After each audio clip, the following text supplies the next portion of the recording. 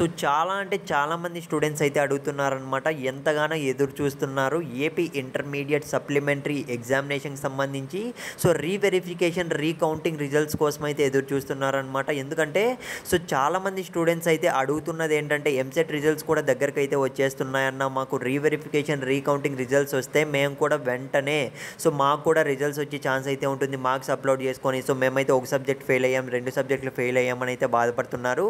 So guys నేనైతే నిజంగా చెప్తున్నా, అర్థం చేసుకోగలను మీరు ఏ సిచ్యువేషన్‌లో ఎలా అడుగుతున్నారో అన్న దానిపైన అయితే కొంతమంది టెలిగ్రామ్‌లో బాధపడుతూ కూడా అడుగుతున్నారు.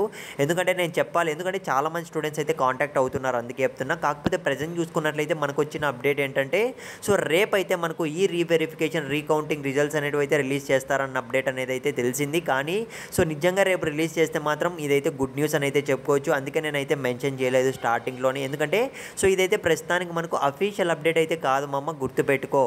సో కానీ మనకు రేపు రిజల్ట్స్ వస్తాయన్న టాక్ అయితే వచ్చింది. కాబట్టి నేనైతే సో ఇంతవరకు వెయిట్ చేశాను, అప్డేట్ ఏమైనా తెలుస్తుందా, అప్డేట్ ఇద్దామా అన్న దానిపైన అయితే. కానీ తెలిసింది సో రేపు రిజల్ట్స్ వస్తాయన్న అప్డేట్ అయితే తెలిసింది. ఇన్ కేస్ రేపు వస్తే మాత్రం రేపు మార్నింగ్ కూడా ఖచ్చితంగా మీకు అప్డేట్ అయితే ఇస్తాను.